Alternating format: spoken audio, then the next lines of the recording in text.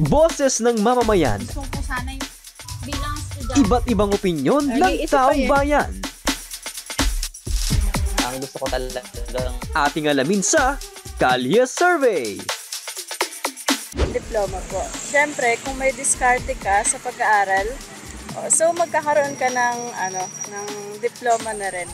So parang ibig sabihin, sa pagkuha mo ng diploma na yon, nagkaroon ka ng diskarte sa buhay para malagpasan mo yung pag-aaral at nakuha mo yun. Sa tingin ko po sa diskarte po, kasi po sa diskarte po, marami ka po pwedeng gawin na mga bagay na makakatulong po sa inyo para makapagtagumpay.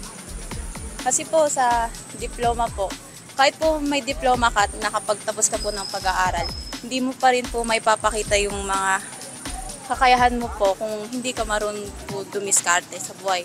At hindi ka rin po magtatanggapay kahit po may diploma ka. Sa tingin ko po is diskarte is kaya ko po napili yung diskarte kasi po kung may diploma ka nga po, hindi ka po marunong dumiskarte sa buhay is mahihirapan ka rin po mabuhay. So tinuro din po kasi sa magulang ko is kahit may diploma ka po is kahit nakapagtapos ka man, kung wala ka pong diskarte sa buhay, hindi ka aasenso o lalago ang buhay. Diploma po. Kasi po, pagka nakakuha ang diploma, tsaka ka na po dumiskarte.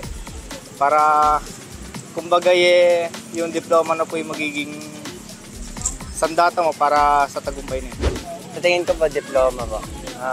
Kasi po kahit ano po, yung pag nakakuha ka na po ng diploma tsaka po kumuha din po ng diskarte kagaya po ng sagot niya. And kahit pagsaraduhan ka po ng kahit ano pong basta may diploma ka po, tatanggapin ka po. Sa palagay ko po, diskarte. Kasi kung may diskarte ka sa buhay, mas mapapadali yung gawain mo o kaya mas mapapalago mo yung, halimbawa, negosyo. Ganun. Kung may diskarte ka, mas mapapatagumpayan mo yung gusto mo makamit. Yun po. Pagiging madiskarte po. Bakit po? Kasi kahit naman po hindi nakatapos pwede naman pong madahil sa pagiging madiskarte. Pagkatrabaho. Siguro po sa pagiging madiskarte kasi di naman lahat ng sagot ay pera. Kaya kailangan din natin yun pero yun nga, kailangan magplano bago makamit yung na-expect mo sa future ba?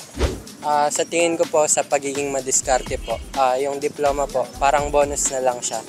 Kasi sa kasipagan mo rin po malalaman kung magtatagumpay ka ba. Parang ganun po, madiskarte. Sa diskarte po, kasi po di naman required na diploma pagka may diskarte ka. Kasi po kahit wala pong diploma, pwede rin po yung mga trabaho, sideline po, ganun. Diskarte. Pagiging madiskarte. Kasi po, hindi naman po required yung sa pagtatrabaho yung diploma. Kaya nyo pong kumita ng pera na kahit po walang diploma po, like po sa may mga business, gano'n. Pero hindi naman po ibig sabihin hindi nyo na po kailangan ng diploma. Kasi pang-back nyo din po, pang-back nyo rin po yun. Mahirap naman po yung may pera ka nga po, pero wala naman po kayong alam. Boses ng mamamayan. Gusto ko po sana yung bilang estudyante. Iba't ibang opinyon ng taong bayan. Ang gusto ko talagang Ating alamin sa Kalye Survey.